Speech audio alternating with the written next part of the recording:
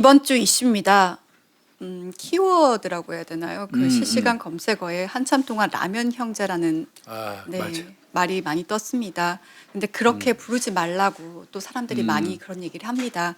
그렇게 부르면 아이들이 깨어났을 맞아, 때 맞아.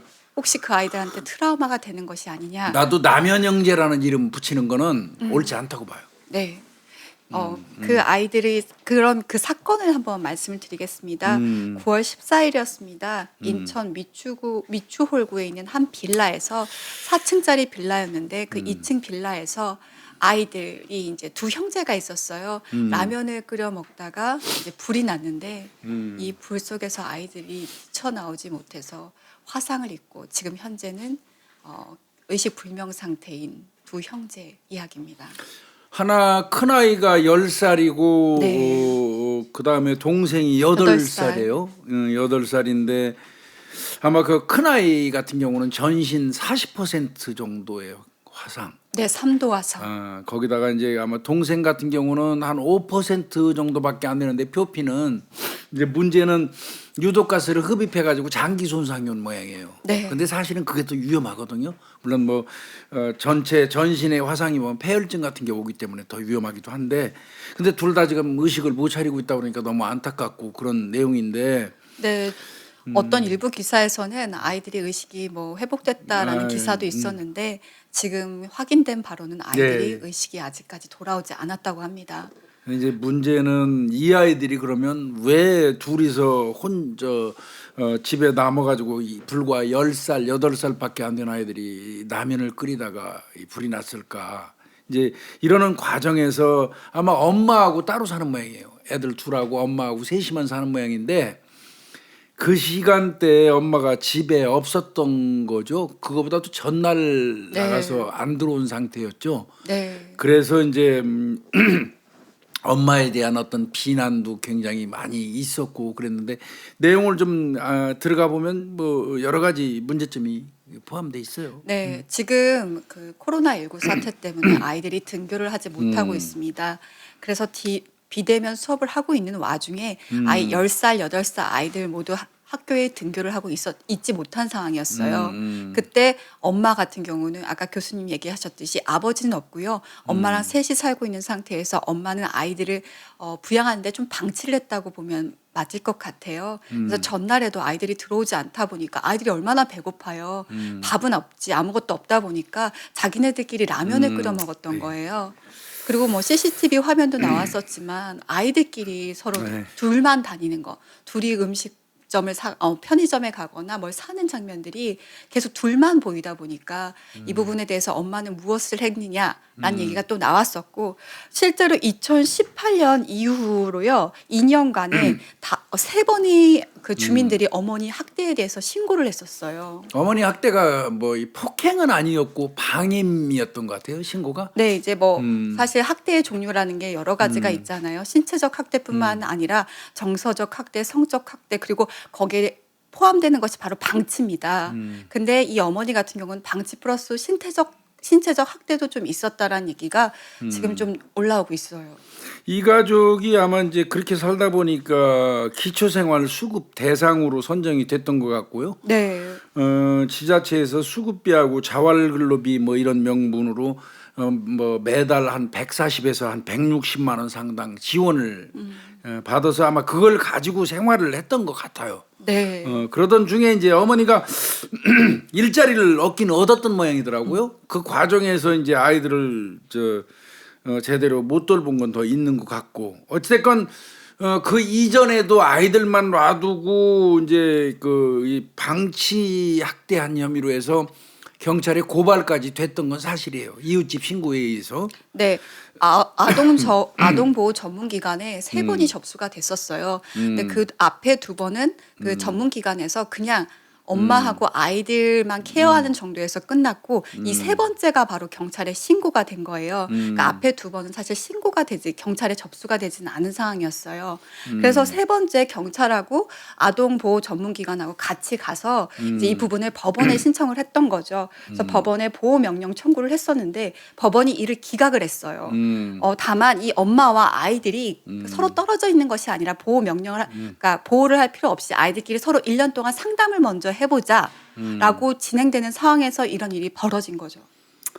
그러니까 그 이제 법원에서는 아마 이제 상담 치료로 네. 권장을 했던 것 같은데 어머니가 또 뭐 형편이 어렵다 보니까 우울증도 또 있고 그런가 봐요. 네, 엄마는 우울증이고요. 정확한 게 뭐 판명이 나진 않았지만 아이 같은 경우는 ADHD가 였을 거. 큰애가. 큰아들, 네, 큰아들 같은 경우 ADHD가 아니었을까라고 생각이 돼요.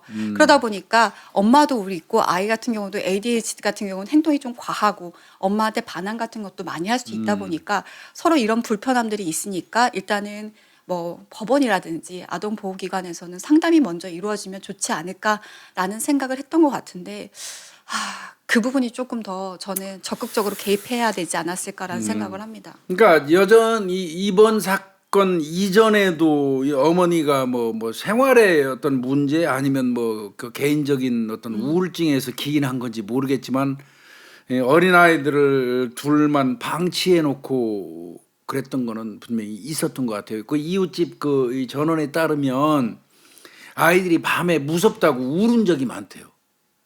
무섭다고 막 울고 그랬던 적이 많이 있다는 거거든요. 그러니까 방치의 정도는 뭐 그게 고의가 있고 없고를 떠나서 분명히 존재했던 건 사실인 것 같고 이번 사건 났을 때도 본인은 그럼 너 어디가 있었냐고 엄마한테 물어보니까 좀 자기 지인 만나고 있었다고 네. 그러는데 전날 나가가지고 지인 만나고 있었으면 어떻게 애들 10살 8살 아이들 놔두고 아니 진짜 보통의 엄마들 같은 경우는 아이들 혼자 두거나 10분도 못 있게 해요. 사실 그러니까요, 아이들 이게. 둘이 진짜 8살 10살 아이들 같은 경우 개구장이어서 무슨 사고를 칠지 모르기 때문에 특히 아이 상태를 본인 엄마가 제일 잘 알 텐데 이 아이들을 지금 신고만 된 게 3번이지 그럼 2018년 이후로 계속이었다라는 거잖아요. 그럼 아이들이 진짜 얼마나 방치되었을까라는 생각도 해보게 되고 얼마나 배고프면 지들끼리 라면을 끓여 먹을까. 그리고 밤마다 진짜 얼마나 무서웠겠어요. 밤에 그 울고 어두우면서. 그랬던 것 같은데 네. 이게 이제 아마 이 형제 좀 안타까운 그 사연이 막 전달이 되니까 이제 좀 온정의 손길이라고 그러죠. 네. 일단은 그 인천 쪽에 있는 그 학산 나눔재단에서 17일, 18일 그 이틀 동안 시민들 한 140여 명 정도 되시는 분들이 이 형제한테 3천만 원 가량을 기탁을 했다고 그래요. 그래서 이제 병원 치료비로 써달라는 거죠, 아이들. 네. 그래서 이제 뭐 적게는 뭐 1,000원에서부터 뭐 10,000원, 1,000원 이렇게 1,000만 원까지도 기부하신 분이 있네요. 네. 그래서 이제 지정 기탁 후원금으로 선정돼 가지고 아마 이제 이걸 잘 집행할 걸로 보이는데 참 이게 어떻게 보면 우리 사회의 어두운 단면 같은 거를 보여주는 거잖아요. 요즘 네. 이런 애들이 지금 또 있지 않겠어요? 네. 사실 아동보호 전문기관에 접수되는 건수 어마어마하게 많을 거예요. 특히 지금 이 코로나 사태로 인해서 아이들이 너무 방치되어 있는 경우가 많은데 드러나는 건 정말 일부가 아닐까라는 생각이 들어요. 보통 학교에 와서 이런 아동 학대 같은 것이 발견이 되는 경우가 많은데 지금은 다 비대면 온라인으로 수업을 하다 보니까 이것을 발견할 수 있는 확률도 너무 적다라는 거죠. 그리고 이제 또 한편에선 그런 얘기, 이 후원금이라는 것들이 사실 아이들 치료를 위해서 적극적으로 써달라라고 하는 건데 지금 일부 분들 같은 경우는 이 후원금이 혹시 어디로 갈지 이 아이들한테 쓰이는 것이 아니라 어머니나 아니면 다른 후원단체 갈까봐 걱정하시는 분들도 꽤 많으시더라고요. 근데 이제 지정 기탁되는 후원금 있잖아요. 네. 이런 거는 이제 기부금품 모집 및 사용에 관한 법률에 의거해서 요건 이제 재단 측이 그 취지에 맞게 책임지고 이제 집행을 해요. 그 요즘에는 이제 이게 이영학이 어금니 네, 그 건 네. 때문에 많이 바뀌었어요. 이 후원금 관련된 거 후원금이 뚝 끊겨가지고 이영학 같은 놈이 하나 나오니까 후원금이 뚝 끊겨가지고 정작이 후원이 필요한 사람들이 도움을 못 받았잖아요. 그러니까요. 그러니까 이게 사실은 사회에서 이거 굉장히 중요한 얘기예요. 후원금이나 기부금품 같은 거를 그 시민들이 열심히 내는데 정말 저 좋은 선의의 뜻을 가지고 내는 거잖아요. 선의를 가지고 그거를 집행하는 과정에서 그 용도 외로 엉뚱하게 사용하고 이러면 기부나 후원이 뚝 끊겨버리면 사회에 온정이 메마른단 말이에요. 네. 그래서 그거 사실 그 관리하는 거 이거는 정말 그 맡아가지고 하는 기관에서 좀 신경 써야 돼요. 네. 그 취지에 맞게 이제 이를테면 내가 기부금품을 모집하는 사람으로서 돈이 일정 부분 모였는데 내가 사용하지는 않아요. 횡령하지는 않아. 그런데 원래 용도에 안 맞게 사용하는 것도 그거 명백히 어떻게 엄밀히 얘기하면 법으로 따지면 횡령될 수 있어요. 네. 그러니까 그런 부분은 좀 그런 게 꽤 있잖아요. 지금 우리 그렇죠. 사회에서 네. 관심 가져야 될 것 같고요.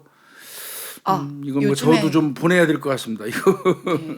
요즘에 아마 많은 분들이 도대체 아동보호 전문기관은 뭐를 하는 사람들이며 경찰은 뭐 하는 사람들일까라고 얘기하실 수 있을 텐데요. 일단 아동보호 전문기관 같은 경우는 강제권이 없다라는 얘기들을 많이 해요. 그래요. 그래서 경찰하고 같이 함께 나가야 되는데 그게 매번 실무에서 일하시는 분들 같은 경우 타이밍이 잘 안 맞는다라고 얘기도 하고요.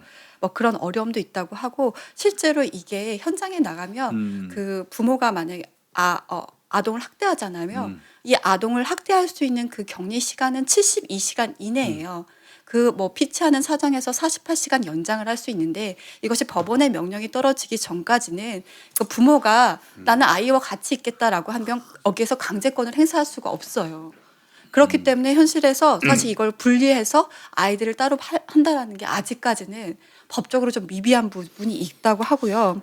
근데 이제 아동보호 전문기관은 일단 인원을 좀 늘려야 될 것 네. 같고요. 인원이 늘리지 않으면 경찰하고 합동으로 그 일 못해요. 경찰은 맞아요. 24시간 일하는 기관인데 언제라도 하시라도 그런 문제가 있으면 뛰어나갈 수 있는 그 아주 그 고정화돼 있잖아요. 경찰은. 근데 아동보호 전문기관 같은 경우는 사실 출퇴근이잖아요. 네. 그렇기도 하고 또 이 경찰관들 같은 경우는 그 여청 수사에서 담당을 하잖아요. 근데 이게 여청이 이 아동일뿐만 아니라 여러 가지 일들을 또 이 하다 보니까 사실 아동 전문 기관에서는 빨리빨리 이거를 하고 싶은데 이게 시간 타이밍이 안 맞을 때가 굉장히 많아서 아동 보호 전문 기관만 나가는 경우도 있다라는 거예요. 그래서 실무에서 그런 얘기들을 하더라고요. 서로 이 부분들이 좀 조율이 돼야 같이 나가서 좀 행사력을 할 수 있을 텐데 이게 아직까지는 실무에서 좀 미흡한 부분이라고 얘기를 하고요.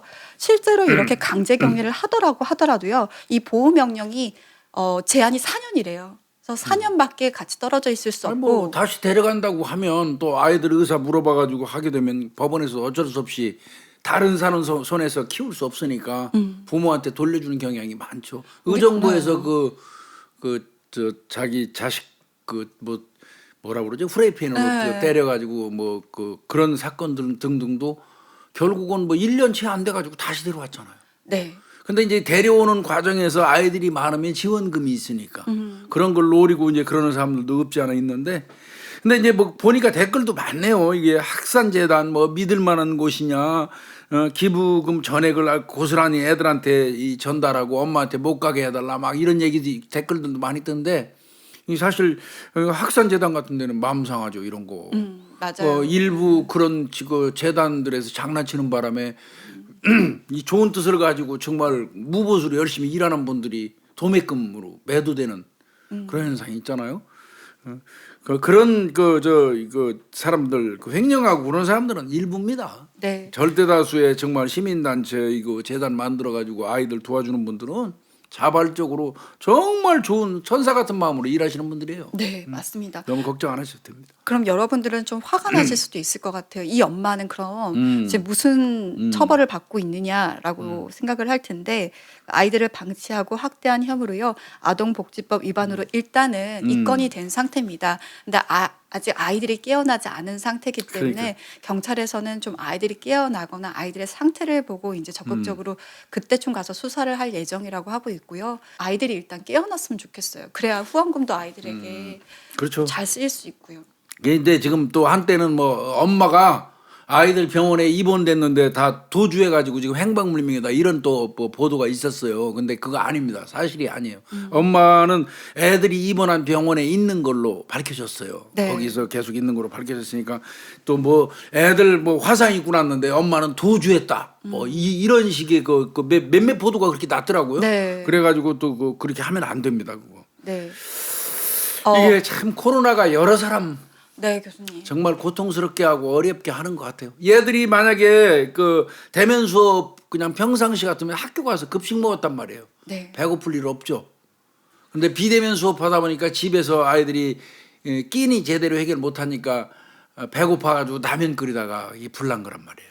그리고 또 선생님들이나 아니면 그 주변에서 아이들의 상태를 좀 파악할 수 있었을 거예요. 근데 지금 이 상황에서는 집에만 있다 보니까 아이들을 살필 사람이 아무도 없었다라는 맞아요. 거죠. 부모님밖에 없는데 그 부모님이 나가 있는 거예요. 여러분 학대가 신체적으로 아이들을 또 언어적으로 폭력한다고 아니면 성적 학대만이 학대는 아닙니다. 유기하거나 방임하고 방치하는 이 모든 것이 다 학대입니다. 영국이고 미국 같은 데서는 아이들을 네. 놔두고 집 나가면 그럼 바로 체포해요. 네, 7살 아이가 거리에서 혼자 7살 아, 이하 아이가 거리에서 혼자 다니고 있잖아요. 그럼 바로 체포해요, 네. 부모. 그 정도로 이제 정말 우리나라가 지금 안 좋은 거 몇 가지 순위 있죠. 네. 자살률, 네, 아동. 자살률 엄청 많죠. 성범죄 그 발생 건수 손 꼽는 정도로 높죠. 네.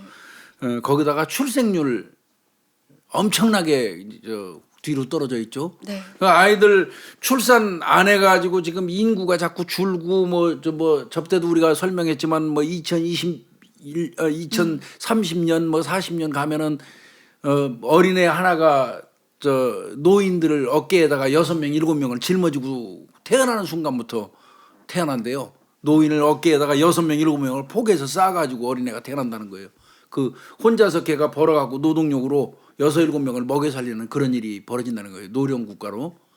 그래서 이제 그런 부분도 출생률 때문에도 고민하고 이러고 있는 판인데 기존에 낳은 아이들을 마저도 제대로 못 돌봐가지고 아이들이 이런 그 피해가 있다면 이건 정말 안 되겠죠.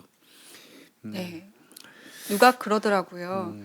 출생률이 줄어드는 거는 또 자살률이 늘어나는 거는 그 나라의 정말 어떻게 보면 행복 지수를 나타나는 그렇죠. 거예요. 뭐 우리가 가난한 나라들 중에서도 행복 지수가 높은 나라들이 굉장히 많잖아요. 그 네팔인가요? 티베 어디 신장? 저도 그쪽이 그거 잘 들어갔는데 모르겠어요. 뭐 히말라야 부탄이었나 뭐 있던 그쪽. 부탄 같습니다. 부탄. 네. 부탄 같은 경우는 뭐 1위죠, 1위 거의. 네, 거의 행복 자기 지수. 만족도가 네. 거의 행복 지수가 거의 1위죠. 네. 그러니까 이게 사람의 행복이라는 게 꼭 잘 먹고 잘 입고 잘 산다고 하는 거 아닌 것 같아. 네.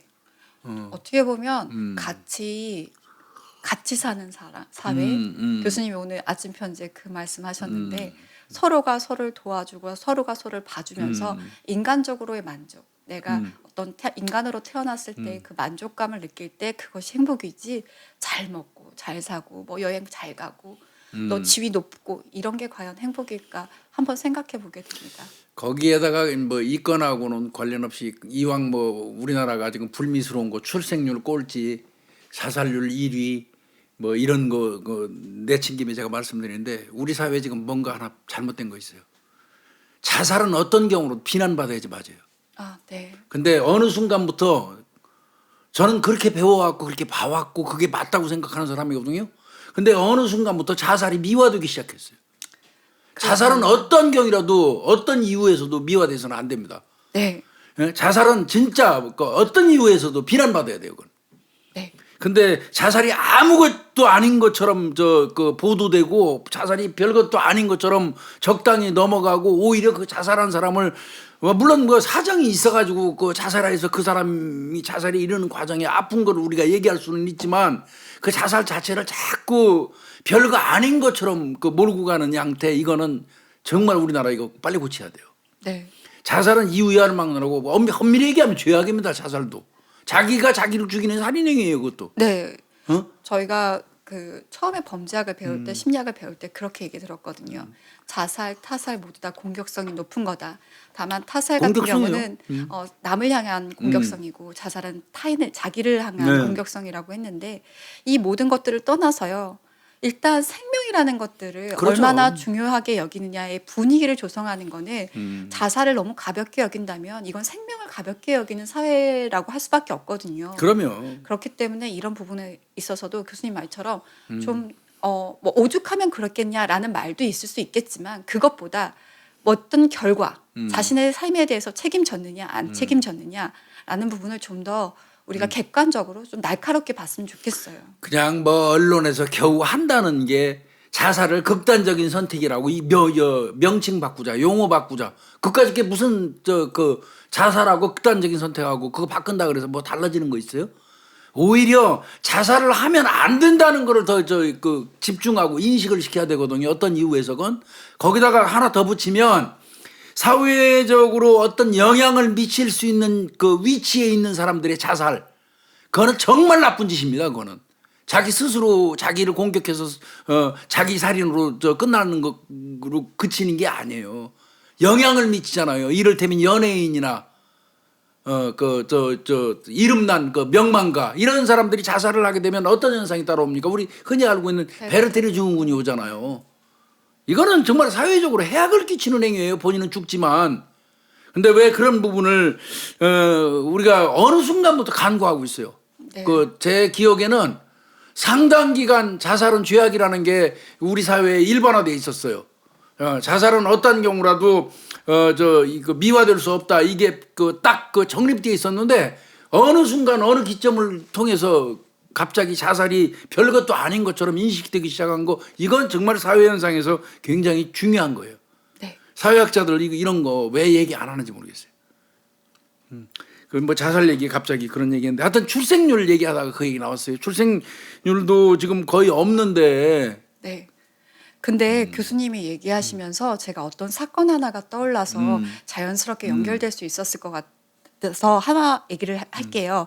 50대 페인트공이었던 남자가 어느 날 도둑질을 하다가 경찰에게 들키게 되는데 자기가 주머니에서 병을 하나 꺼내요. 그래서 그걸 딱 마시려는 걸 경찰이 제지를 하는데 거기서 봤더니 그게 바로 농약이었습니다.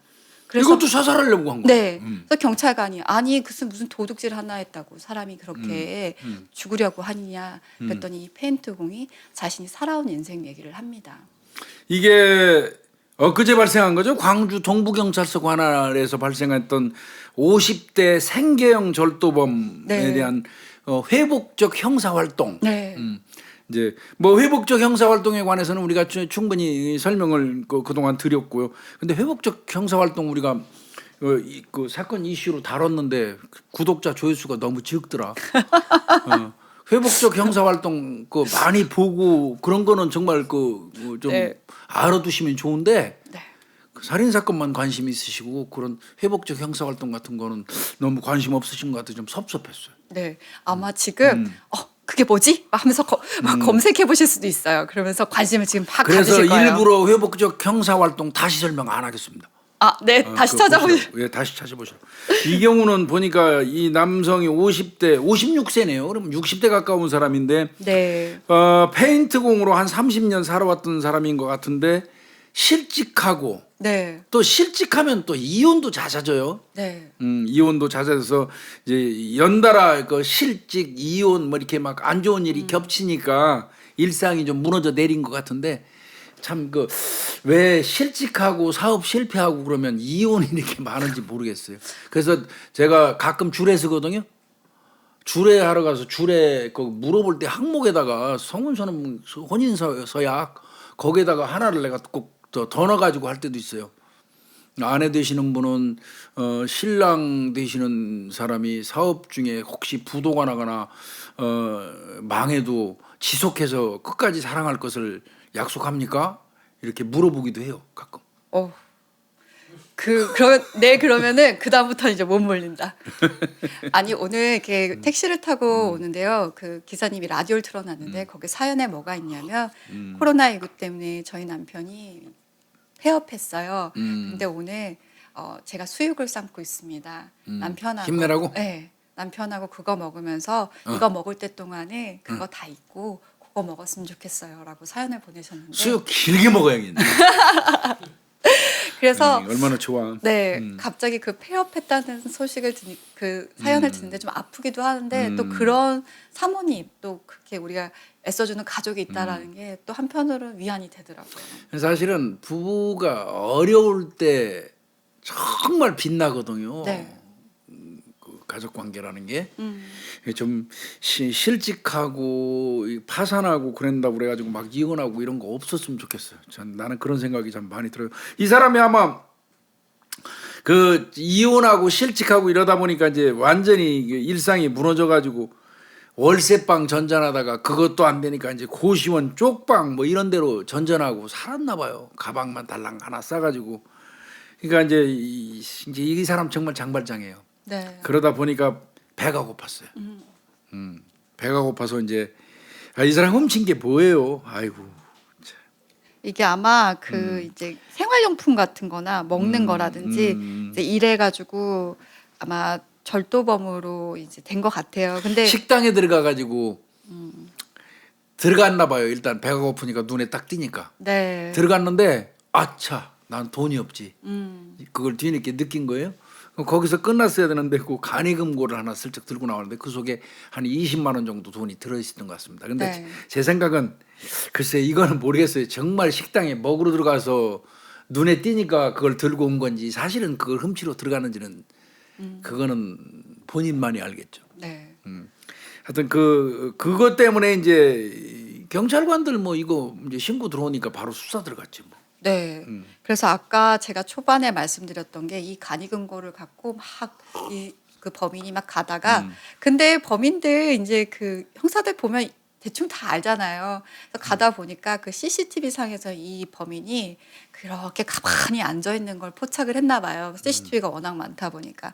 그래서 형사들이 이제 딱 가서 찾아가서 이 사람을 딱 검거를 했는데 그때 이제 자기 주머니 속에 항상 농약병을 들고 다니나 봐요. 그래서 그걸 마시려고 하니까 경찰이 아니 금고 훔쳐놓고 그걸로 뭘 목숨을 끊느냐. 그러면서 이제 훈계를 하면서 이제 어쨌든 사건 처리는 해야 되니까 사건 처리를 하면서 아니, 절도는 절도예요. 명백히. 네. 그래서 왜 이 사람이 그러면 이렇게까지 범행을 저지를까 어떤 식으로 이렇게 왔을까 해서 그 가족하고 주변인들을 또 탐문을 했대요. 사실 이거 쉽지 않잖아요, 교수님. 이게 우선 그거 저 고생한 건 얘기하고 갑시다. 네. 이 사람 그 단순하게 식당 들어와서 20만 원 간이 금고 훔쳐갔지만 이 사람 검거하기 위해서 형사들은 200개 이상의 CCTV를 맞아요. 점검했습니다. 200개 이상, 210 몇 개래요. 그걸 전부 정밀 분석한 거예요. 눈 빠지게. 그러니까 도둑놈은 잡아야 되니까 어찌됐건 이 사람도 도둑놈입니다. 네. 그래서 이제 그 동선 파악이 된 거예요. 이 사람 인상착의도 나왔고 연계해서 따라가다 보니까 이 사람 간길을 따라갈 수 있었고 네. 그 현장에서 적발하려고 그러니까 벌써 감 잡았지 이 사람. 그쵸. 다가오는 사람은 형사 냄새 나잖아. 그러니까 거기서 품에 있던 뭐 그 물병 하나 꺼내서 딱 마시려고 하는데 딱 뺏어 가지고 보니까 이제 농약이었던 거예요. 그래서 이제 어느 정도 먹었나 봐요. 네. 한두 모금. 그러니까 119에다가 일단 신고해서 이제 그 데려다가 살렸고요. 네. 아까 말씀하신 것처럼 이제 그럼 이 사람은 왜 이런 짓을 했을까? 그래서 이제 아마 주변 탐문하고 그런 과정에서 이 사람의 어려운 이제 그런 생활이 드러난 거죠. 네, 그래서 뭐 주소지 이 김 씨더라고요. 김 씨 주소지 동주민센터를 찾아가서 알고 봤더니 이 사람이 원래 페인트공을 30년 동안 했었던 사람이라고 해요. 굉장히 성실했대요. 네, 네. 페인트공 할 때는. 네, 그래서 이 사람의 얘기를 딱 듣고 경찰관들이 이 사람 좀 일할 자리만 만들어주면 그 일자리 찾아줘야지. 네. 나도 꽤 해봤는데 이거. 이 사람 일어설 수 있겠다. 지금 일자리도 없고 누가 써주는 데가 없고 정가자라고 하니까 이렇게 방황하는 거지. 이 사람 일자리만 구해주면 다시 일어설 수 있겠다 싶어서 이 경찰관들이 그 건설업체 한 그 뭐 사람들한테 소개를 시켜줬나 봐요. 그랬더니 그 건설업체에서도 좋다. 일단 경력도 있고 하니까 한번 일 해보십시오라고 하고 일자리를 또 허락해 주셨다고 합니다. 이거 경사들이 그 회복적 그 경찰 활동 나도 꽤 한 거예요. 그러니까 지금 지나서 생각해 보면 네. 명칭은 회복적 경찰 활동이라고 못 붙여서 그렇지. 이 도둑놈들 잡아가지고 내가 취직 꽤 많이 시켜봤거든요. 근데 취직 시켜갖고 솔직히 말씀드려서 난 손해만 봤어요. 교수님 이거 지금 전에도 내가 말씀드렸는지 모르지만 오토바이 아주 훔치고 어렵게 불우하게 사는 애 있어서 오토바이 타는 게 소원이냐 그랬더니 오토바이 타고 싶어서 훔친다고 그래. 그래 좋아. 그럼 너 오토바이 타고 일할 수 있는 중국집 배달원 시켜줬어요. 중국집 그 사장님한테 가서 그래도 단골 사장님한테 사정해갖고 잘 얘기해서 그랬더니 한 번에 몽창 음식 시킨 거 수금해가지고 오토바이까지 갖고 도망가. 그래가지고 내가 물어줬어요. 내가. 그런 그 말썽쟁이들도 없지 않아 있는데 그거는 제가 인덕이 부족해서 그런 놈들을 이제 해준 거고요. 이분 같은 경우는 좀 심성이 다른 분이죠. 네. 그래서 좋은데 취직시켰는데 월급 받았죠? 네. 이 월급 들고 어디 갔는지 아세요? 음, 바로 그 소개시켜줬던 형사과 사무실로 첫 월급 받고 갔습니다. 직업 소개서 역할 했으니까 그 가서 수수료 그 소급해서 내야 아, 그 생각을 못했네. 고마워서 간 거죠. 이렇게 찾아갈 정도 되는 분 같으면 다음부터는 나쁜 짓 안 할 거예요. 네. 그러면서 자식 결혼할 때 결혼 자금이라도 좀 자식? 마련- 네. 아들 있구나. 네. 하면서 펑펑 우셨대요. 할 거예요, 이분. 네. 더 고마운 거는 그 20만 원 잃어버린 식당 주인분, 이분도 처벌 불원서 써줬어요. 아, 그러니까요. 처벌하지 말라고 처벌 그 불원서 써줘서 이 사람 저 아마 선처 받을 것 같아요. 네. 처벌은 받습니다. 이건 뭐 기소유예 정도 받으면 이 사람 입장에서는 흔쾌히 좋은 건데, 근데 그동안 잘잘하게 그 절도 사건이 꽤 있었다면 기소유예는 절대 안 떨어집니다. 절대 이제 그래서 더 이상은 절도를 하시면 안 됩니다. 그러면 이제는 뭐 구속돼요. 네. 지금 이제 불구속 입건해 가지고 불구속 기소 의견으로 검찰에 보내는 것 같은데, 이후에 한 번만 더 이런 일이 있으면 그거는 뭐 그 앞뒤경이 따지지 않고 상습 절도가 돼 가지고 교도소 갈 수 있어요. 네. 절도 사건 이거하고 관계 없지만 그 절도 사건 여성들이 상습적으로 잘 사는 여성들 잘잘하게 마트 가가지고 핀도 훔치고 인형도 훔치고 해가지고 오는 분들 있잖아요. 네. 그 경우에 아이 가난하지도 않은 사람 왜 훔치냐는 게 생리할 때. 네. 그때 이제 증후군. 네. 그래서 훔치는데 그 경우도 이해는 하지만 이해할 수 없기 때문에 네. 하지만 할 수 없기 때문에 상습절도로 구속시킬 수밖에 없었던 그런 일 꽤 많아요. 네. 이 경우도 형편이 어렵다고 남의 거 훔치면 이제 안 돼요. 여러분 그 회복적 경찰 활동 좀 뉘앙스 딱 어떤 건지 알겠죠? 이제 아마 그래도 이건 훈훈한 소식이. 네. 그러니까 어떻게 보면요 앞에 라면 끓이다가 이제 화상을 당한 형제들과 또 이 절도범 페인트공이었던 절도범의 얘기를 들어보면 우리가 얼마나 관심을 갖고 사실 그냥 절도범 교도소에 넣으면 돼요. 근데 그게 아니라 과연 이 사람은 왜 그렇게까지 또 자살을 하려고 했고 어떤 사정이 있었을까 알아보고 이 사람이 그럼 더 잘 살 수 있게 도움을 준 거잖아요. 관심을 주고 그걸 행동으로 옮겼는데 과연 이 아이들한테도 누군가가 좀 더 적극적으로 이 아이들 우리가 그렇다면 상담받고 면담 받는 동안 뭐 부모를 설득해서 우리가 아이들을 좀 케어할 수 있거나 임시 보호를 할 수 있었던 경우는 좀 없었을까라는 생각도 해보게 돼요. 하여튼 광주 동부경찰서 형사들 잘했어요. 이런 거는 잘했어요. 사실 뭐 그냥 떨까닥 잡아다가 그냥 입건하고 넘기면 그만이에요. 근데 이 사람을 그 주변을 가가지고 탐문해서 이 사람이 어떤 사람인가를 알아보고 이게 이 사람이 근본적으로 나쁜 사람 아니구나. 뭐 이런 거를 캐치하고 또 일자리까지 줘서 더 이상 그 범죄 행위를 안 하도록 그 조치를 했다면 그러면 이제 광주 동부경찰서에서 회복적 경찰 활동 정말 잘한 거고요. 이건 뭐 권장사항 이건 합니다. 이게 뭐 좋은 것 같아요. 이거 잘한 것 같습니다. 이건. 네.